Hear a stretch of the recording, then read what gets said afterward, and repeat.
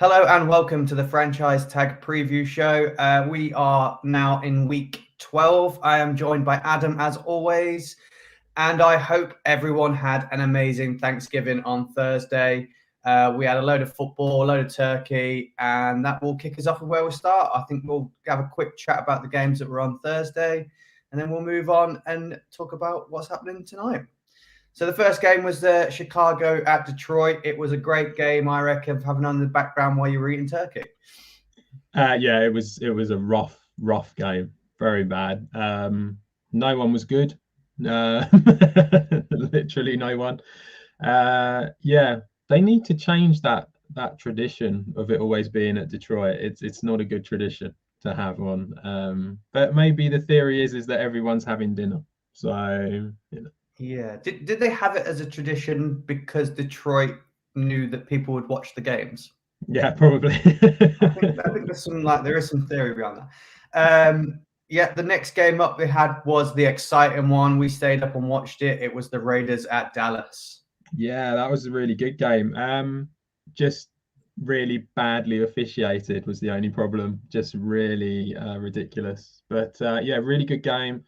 Think I think the Cowboys I actually thought played pretty okay and were not unlucky to lose, but I think both teams sort of stepped up definitely in that game. And although the defenses weren't quite as good as what especially the Cowboys defense has in the past, I kind of felt like they both stepped up and it was a good game to watch. Definitely one for the neutral. So. Yeah, definitely a really good game. I really enjoyed it. Went down to the wire. Yeah, good for Thanksgiving. And then if anybody stayed up for the late game, it was Buffalo at New Orleans. Yeah, I didn't stay up for that. Yeah, again, I think it was kind of what we have said about the Saints all the time, where when we said last week they're a little bit like they've got some okay players but not great. And I think it really showed in this game because Buffalo's offense definitely came back in this game, and Josh Allen was good, and Devin Singletary did well, and Matt Breida did well. So that it's almost like there is a little bit of a run game there now compared to what there was. Yeah, I just think that really it was kind of what we all thought was going to happen, to be honest, and the Bills just sort of overpowered them a bit. Yeah, I'm glad I didn't stay up for it. I watched the highlights in the morning, and I don't think the Saints' offense had a highlight till about the fourth quarter. I think they had a Yeah. couple of defensive highlights to show, but yeah, there wasn't much happening on that. But we move on to what's happening today. I briefly had a quick look at all the fixtures this morning, and there's some interesting games. I mean, most weeks there's been two or three coin tosses, and the rest we've been quite certain on sort of who's going to win in our minds. But having a look this week, I might think there might be some interesting ones. So I will start with my list as always, and that is the Pittsburgh Steelers at the Cincinnati Bengals. Yeah, I mean, the one thing I would say, having looked at the fixture list, a lot of the spreads are really tight this week. There's a lot of -2.5, -3.5, that kind of thing. So there's going to be some close games in this one. You've started off with a very close game. I mean, it really could go either way. I quite fancy the Bengals just because I keep saying that I quite fancy the Bengals this year. TJ Watt's out. I think that's going to be a massive loss for the Steelers defense. The one thing I didn't realize, actually, I don't know if this has just happened purely because TJ Watt's been out for the last couple of weeks. The Steelers are actually ranked 27th against the run. So they're really struggling against the run. I don't know if that is purely because TJ Watt isn't around. So to me, I'm very much like Joe Mixon all the way. 20 to 21 anytime touchdown. I think that's a good one. As we said last week, we said Mixon, we said Chase. Again, is probably going to be Mixon and Chase again, where the ball's going to most. Yeah, I mean the Steelers' offense is kind of back now, really. Claypool's back and Big Ben's back, so you kind of expect them to put up some points, but I do wonder whether the Bengals might just get them in. It's going to be very tight, but I think I'll go for the Bengals. Yeah, we've seen this in previous years as well, especially last year. I spoke to Freddie a lot about this. When the Steelers are missing just one piece of the defense, it falls apart. They need all players on there to be that force that they've been known to be. Yeah, and it's happening again. Last week, I tipped them to win last week, I think, and they didn't look great on defense. Which, if they've got a capable offense, but they need both to work at the Steelers. I can't just like gunsling the ball all game, and the Bengals are playing well. So I've liked both of these teams through the season, but I am going to go with the Bengals as well. Like I said, I think TJ Watt is the biggest piece. Yeah. So to be missing that, I think they might struggle as well. So yeah, I'm going with the Bengals. Now, next game up on my list, I still think it's going to be a tight game. I think everybody's going with the away team, but it's the Buccaneers at the Colts. Yeah, I'm kind of with you here. I think it's going to be very tight as well. I think if you like the Colts and you're not 100% sure they're going to win it, they've got plus 3.5, so you got the goal, field goal there difference. So the Bucks are 2-3 away from home, and they're going up against a really strong defense in the Colts. So yeah, it's a really tough one. I personally, I think you kind of, the way the Colts played against the Bills last week, it just makes you feel like they're gonna have a good chance in this game. Now, the Bucks defense is very strong against the run, and obviously most of last week from the Colts was Jonathan Taylor. But you do feel that they've got a good shout here of causing a little bit of an upset, really. Having said all that, I do like Mike Evans at 11-8. I feel like he's criminally underrated all the time. Whenever you look at the odds in the betting, he's always the bigger price. It's so bizarre. And yet he will get just as many touchdowns, if not more, than Chris Godwin. So it is really strange. And of course, Gronk being there as well. I mean, if you want to go for Gronk, he's 6-4. That's not a bad bet either. But yeah, I actually fancy the Colts for this one. I think their defense has always been good, and now the offense is starting to work a bit more through Jonathan Taylor, and they're kind of giving him the amount of carries that he needs to make the difference now. And so yeah, I mean, I think the Colts have got a good shout, and at plus 3.5 as well. I think they're worth going for. Yeah, I agree. I think the Colts coming into this game have got the momentum. I think the Buccaneers have just been trying to find their place again and getting that momentum back. So I think that's in the hand of the Colts. It's at home. And if they do stop Jonathan Taylor, the Colts showed at the start of the season that they're more than capable of throwing the ball and winning games. They've got T.Y. Hilton's back. Michael Pittman's been having a great season. So they are capable of throwing the ball if they do need to. So it's not like a reliance on Jonathan Taylor doing it all. But if he can do, then just let him, because it seems to be working. I think everyone's leaning towards the Bucks with this. That I think people think they're too strong. But yeah, I'm going to stick with the Colts again. I completely get why people are going with the Bucks, because it's that time of year again when it started to happen last year, and you can kind of see it starting to happen a little bit more now as well this year.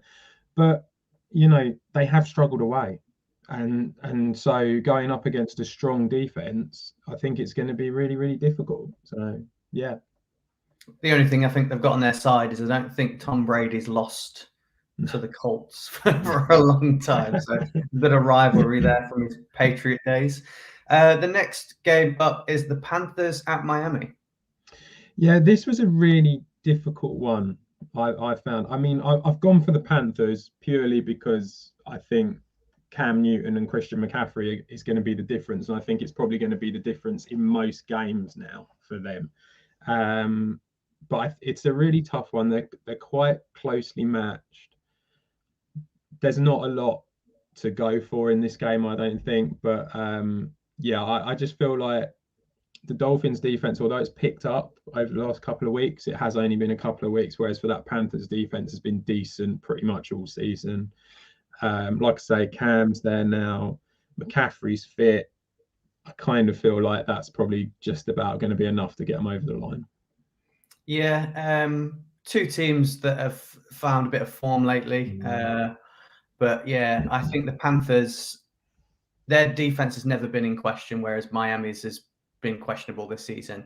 And when you look at the offense, the Panthers' weapons are just far superior to what the Dolphins have got. At the minute, the Dolphins are relying on Jalen Waddle being the majority of their offense, whereas Christian McCaffrey and DJ Moore are like, they're up there with some of the biggest names in their position. So I just think that's just going to be too strong for this Miami team. They edged them on that because I think both defenses are going to play well. So for me, I'm gonna stick with the Panthers on this. They seem to be doing the business now that McCaffrey's there with Newton. So yep, I think that's that one. Next game up is the Tennessee Titans versus the New England Patriots. Yeah, I mean, this is a interesting one, a big one for the AFC, definitely. And also, as we've said, if the Colts can get the win, then it's going to be a big thing for the AFC South as well. I like the Patriots in this game. I think everyone is probably on the Patriots in this game, given the amount of injuries that the Titans have got. AJ Brown's out, Julio Jones is still out, Derek Henry's still out, Adrian Peterson's disappeared. It's like, who's actually in that offense sort of thing. I can see the Patriots defense really maybe not shutting them out, but really limiting the amount of points that the Titans can bring in. The one thing I noticed when it comes to the Titans, they're really strong against the run, which might make it a little bit harder for the Patriots. They are very much a run-first team, but they're ranked 23rd against the pass. So the one guy who seems to be the red zone target for Mac Jones a lot, Hunter Henry at 12-5, is not a bad bet at all. But yeah, for me, I just think the Patriots are going to be too strong, especially on the defensive side. Yeah, especially on this little run that the Patriots are having at the minute. I think they're averaging something like 35 points on the offensive side of the ball. I think they're only conceding 10 points. They've had like 9 turnovers. So they seem to be pointing in the right direction of where they're going, whereas Tennessee have just been plagued with injuries. Yeah. And like you say, it's just you're looking around to see who's next up and who can step up, and the names that are there, it's not as even if there's like, oh, that rookie's been doing well. They're names that are sort of not familiar at all, or they're the veterans that have been not in favor of the league for quite a while now. So it's a bit of a shame for the Titans with the season they've been having. But yeah, I'm sticking with the Patriots in this one. I think they're currently one of the strongest teams playing so far in the NFL. So next game up, again, I think it's another close one. There hasn't been a game yet that we haven't said is an interesting one. And this, although maybe it's not interesting, it's going to be close. It's the Eagles against the Giants. I don't know. I mean, yeah, it could be an interesting one. I mean, I had a look and I was really surprised by the Giants' defense and where they ranked. Because last year we were very much like the offense didn't really do a lot, but the defense did well. They were a good defense last year. And I kind of felt like they'd done okay this year again. And then when I actually looked into it, they're ranked 23rd against the run and 25th against the pass. So they're not great. They're going up against a team that just, I mean, in their last game, against the Saints, at the time, the Saints, the number 1 ranked defense against the run, and they put on 240 yards rushing against them. I mean, the Eagles have found a way to win games, and they've got Miles Sanders back now. Boston Scott is still there. I think Kenny Gainwell's back. I'm not sure. Jalen Hurts obviously loves the run as well. It was really difficult. I was looking at bets for it, and I was just like, do you know what? I could say any of these guys could potentially get a touchdown in this one. So yeah, any of them really could do it. I mean, Dallas got it at 15-8. I've always come out and said that he's a bit of a safety net for Hurts when it comes to passing. So he's the bigger price out of all the main guys. So he might be worth a look at for that. But yeah, I can't. I know that the Giants have got a lot of their guys back now. I just can't see the Eagles not winning this game, I'm afraid, for you. I just think that they're on a bit of a run, and I think literally, and it will just I think it will carry on. And yeah, I think they've in a weird kind of way. I don't think any of us ever thought it, but if they can keep this going against some of the opponents they've got, they've got a shout. So yeah, they're not far back off the Cowboys now with their loss against the Raiders. For me, this is I'm going to say the similar thing as what I said last week when I said the Packers go up against the Vikings. It doesn't matter which one of these teams is in form or playing well. The rivalry between these two runs deep. So everybody's going to be up for it. And when everybody's up for it like that and they're firing on all cylinders, it's anyone's game. We've seen this in previous years with the Giants. When you talk about their defense, we've struggled to get off the field on third down. That seems to be our issue, and that's where the yards seem to be piling on. It could be 3rd and 13, and we'd still manage to give up 15 yards. It's just, there's glimpses of it looking good with the interceptions and a few, Azeez Ojulari's getting a bit of pressure on the quarterback. But yeah, it's not what we thought it was going to be. But if it ever is going to be what we thought it was going to be, it's going to be against the Eagles. I do think they are the better team coming into the game. But on our side, we've got a bit of a game where obviously Jason Garrett's no longer there. So we might see a different Giants offense. I'd like to think we're going to see a different Giants offense. And what have we got to lose, really? What have we got to lose by trying all the exciting stuff? Just get the book out and go through it and sort of try the experimental stuff. I think we'll see a lot more of Daniel Jones running the ball this week. I think we'll see him being a bit more of a dual threat. So that'd be interesting. I'm going to stick. I can't pick Eagles over Giants, so I'm sticking with the Giants. I also saw. I saw earlier that Dave Gettleman is meant to be leaving at the end of the season. So it looks like it's going to be quite a lot of changes at the Giants. So maybe that's not a bad thing. Yeah, they obviously listen to the podcast because Jason Garrett out. We've already called that. David Gettleman needs to go. We've called that. So someone's listening to us maybe. Yeah, the next game up is the Atlanta Falcons versus the Jacksonville Jaguars. Yeah, a bit of a dead game, really. I mean, you've got two teams that aren't really going to be able to do anything. I mean, the Falcons' offense the last couple of weeks have been dire. The Jags have not been that much better, to be honest. Trevor Lawrence has struggled. I think it'll be under 46.5. I think is all right. 10 to 11. If you want to put that in an acca, it's not a bad shout. I think the Jags might nick it. We saw them in London when it was a close game against the Dolphins, and they managed to get across the line. I think they managed to do it in another game as well. It was quite tight, and they managed to get across the line. I just can't see the Falcons really putting much up now, and it kind of feels like a bit of a dead game. And yeah, I'll go for the Jags as they're at home. A dead game, but again, it's another tough one to call. For me, I prefer the Falcons in this game. I've just seen more from them throughout the season that would lead me to believe that they can produce the goods. I've not really seen anything from the Jags, even when we saw them live.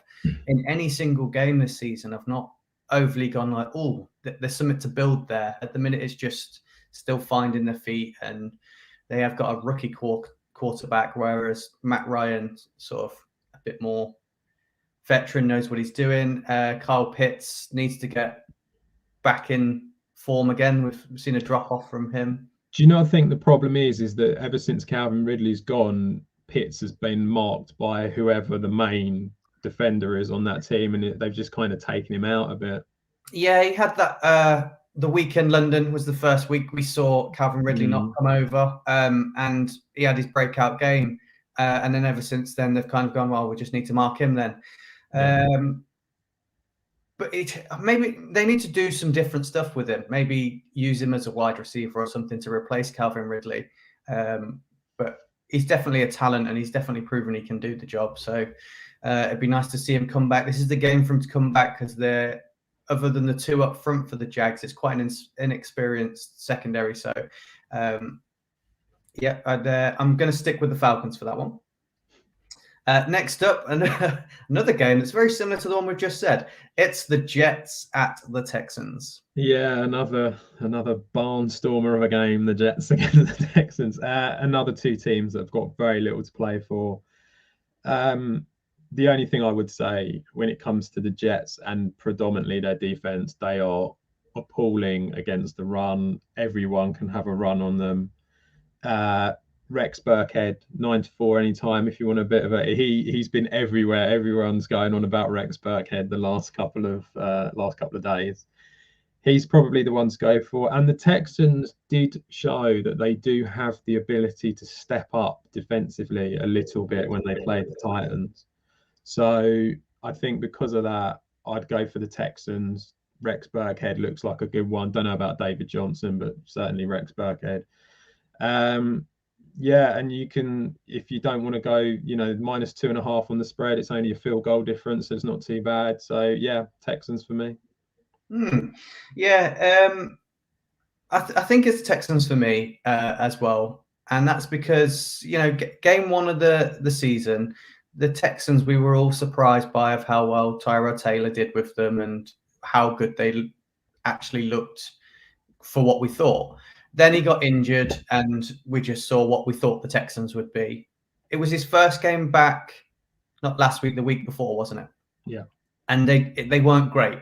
But last week, they were a lot better. We saw a little bit more of that. I just think with Tyrod Taylor there, and now he's had another one game back, they look a little bit better, and they seem to be able to manage the ball better, which is something they didn't do in that little streak where they just lost every week. And the Jets are on the other side of it. They've like a quarterback carousel at the minute. And they've just not really got anything going with any of those guys. They had little glimpses with Mike White, but So I think Tyrod Taylor at the helm looks better. The running backs that they've got are experienced. Dave Johnson's been there. Rex Burkhead's been there.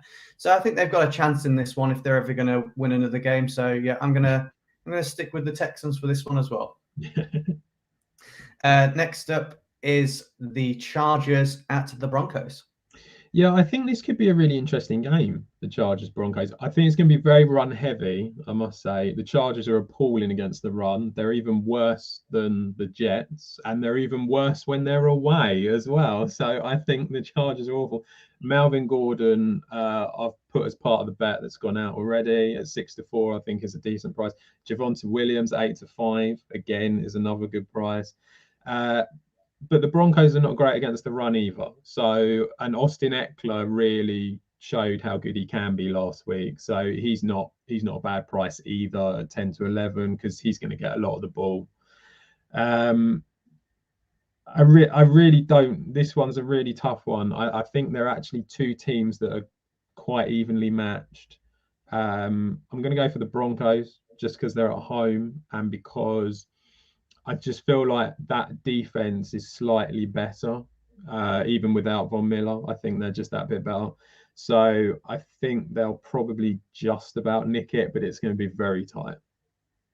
Yeah, as I said at the start of this, that most of these games seem to be quite tight this week. Yeah. And it's another classic example.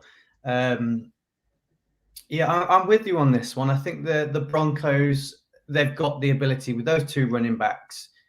I think both of them would probably score touchdowns. You could stick both of them in a bet, and you'd probably got a good chance of winning it. They are real strong, and the wide receivers there are equally as good. I mean, I don't think they're going to throw it as much, but I like their outfit. I like what they're doing. It's at home. The Chargers, for me, like I said, I've said it for the last couple of weeks, they're finding ways to lose games when they shouldn't.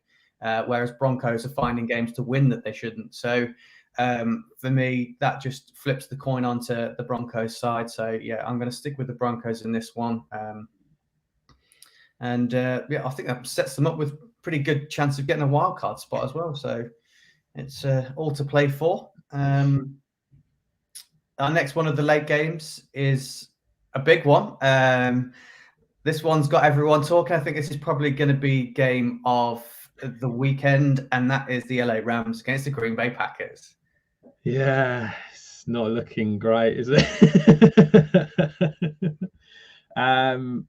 We've got a lot of injuries, and I know they're saying that Aaron Jones might be back, but that's going to be game time whether he is or not. They've still got Zadarius Smith out, still got Jair Alexander out. We lost Rashawn Gary last week. We lost Alcon Jenkins went as well. He's out for the season, which is massive for Green Bay. Bakhtiari's not back, and Rodgers is running around with a broken toe, so it doesn't bode well. On top of that, the Rams had last week off, so everyone's fit and healthy.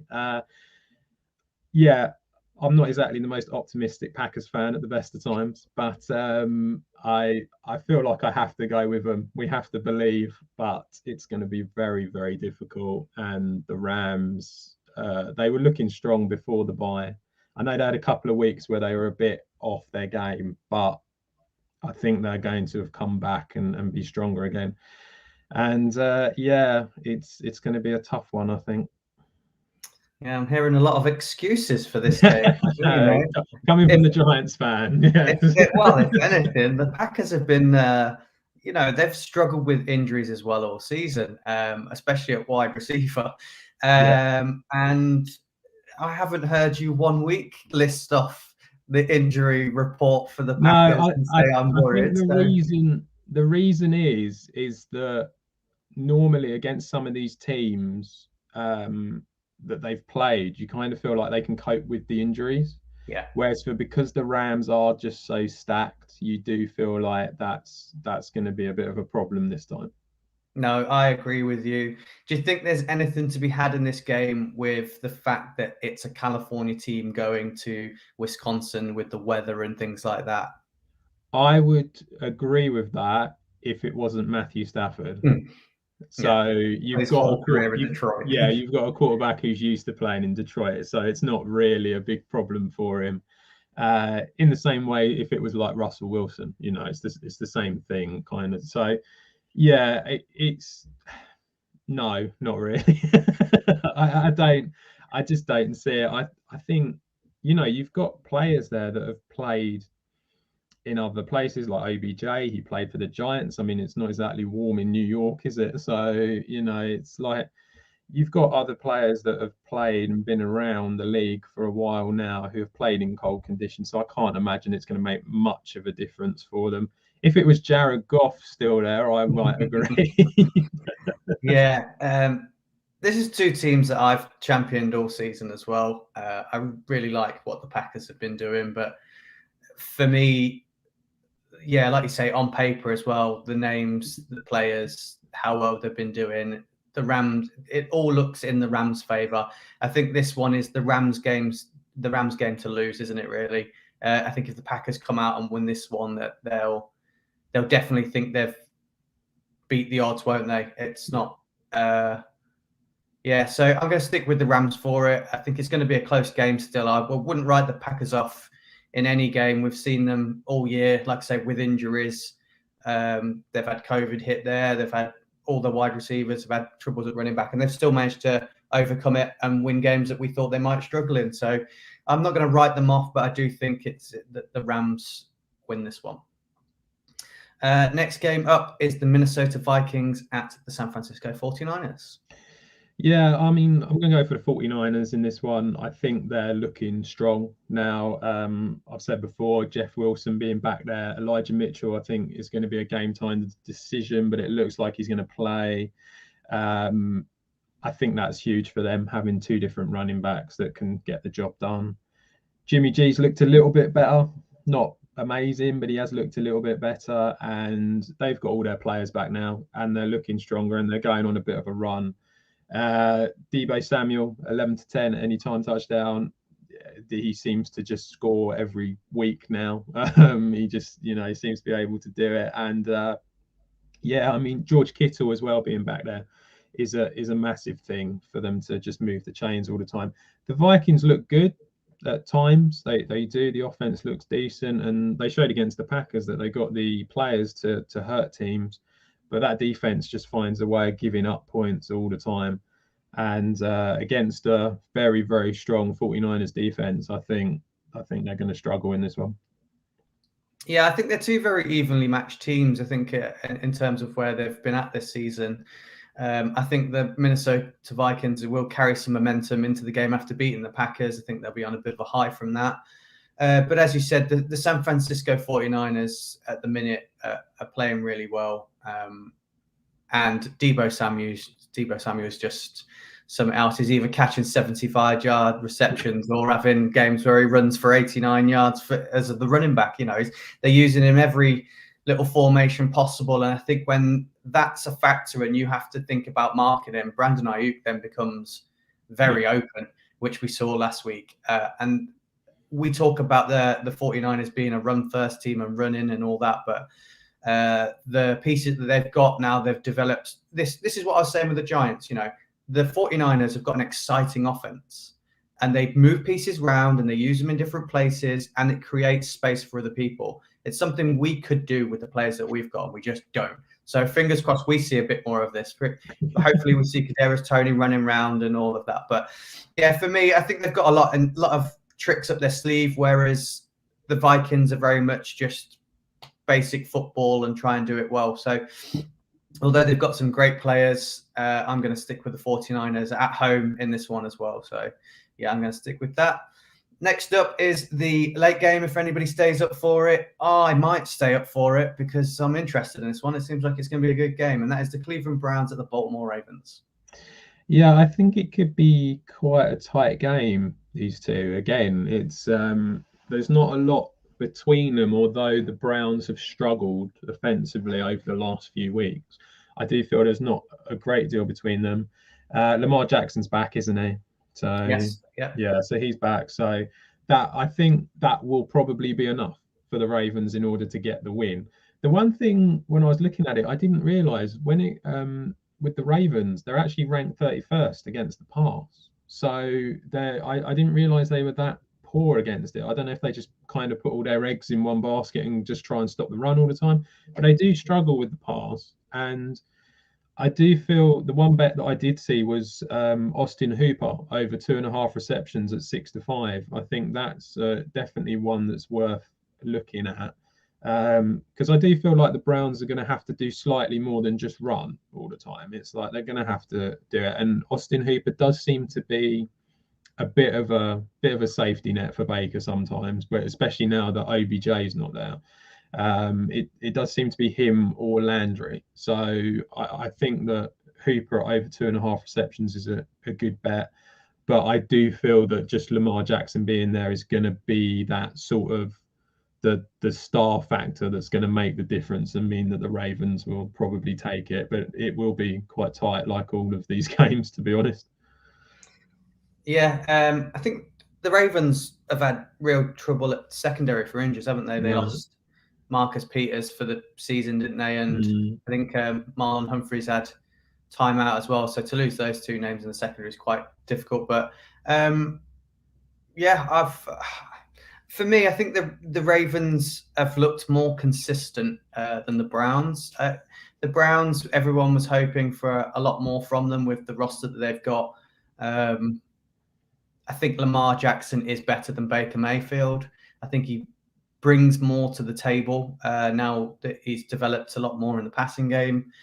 Both have got good defenses with some great names on there that can put pressure on. So I think they're very evenly matched, but I think Lamar Jackson is better than Baker Mayfield. And I think that is the difference in this game. And I just think, as I've said all year, I feel like Lamar Jackson this season has managed to prove that he can win the big games and come from behind if needs be. Whereas Baker Mayfield, his whole career, has struggled to cement that. He's great against the poorer teams. When he comes up against someone who will give him a bit of stick or whether they're behind, he seems to lose his way a little bit, and he's still trying to prove the critics wrong in that factor. So for me, I'm going to stick with the Ravens at home. I think they'll be too strong against the Browns. So yeah, I'm sticking with them. And our last game up is the late game on Monday night, and that is the Washington. Yeah, it's the Seattle Seahawks at the Washington football team.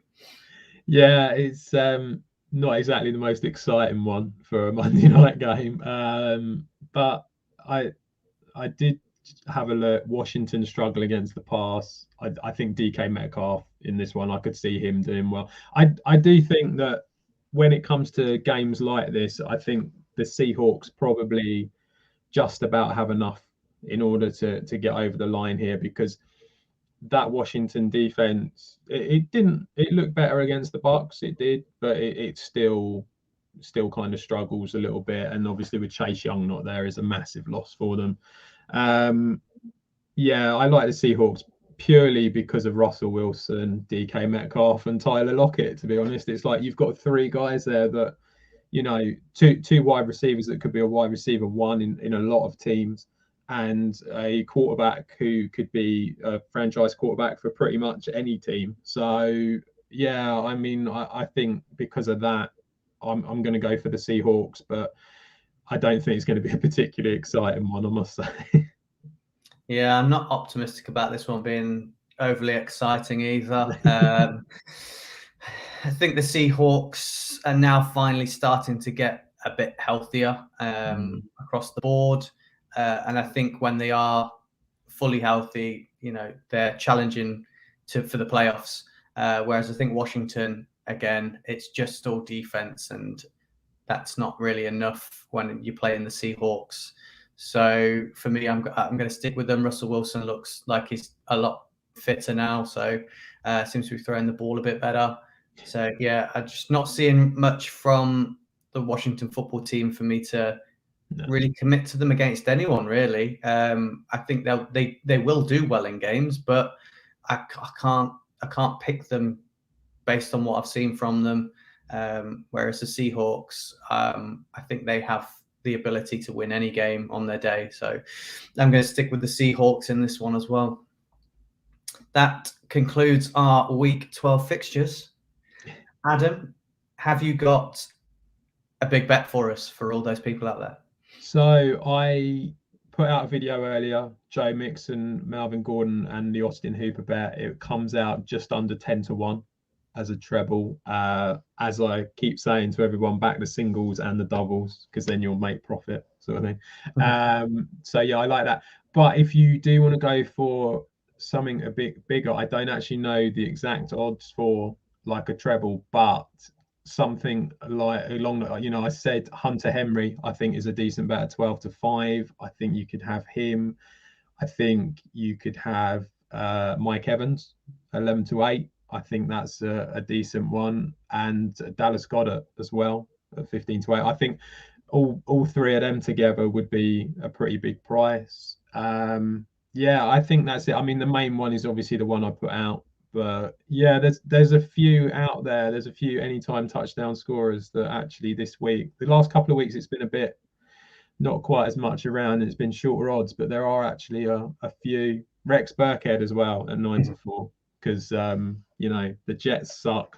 So yeah, I think that there's a strong chance that quite a few of them could come off. So put them in your trebles and doubles or whatever, and see what comes back.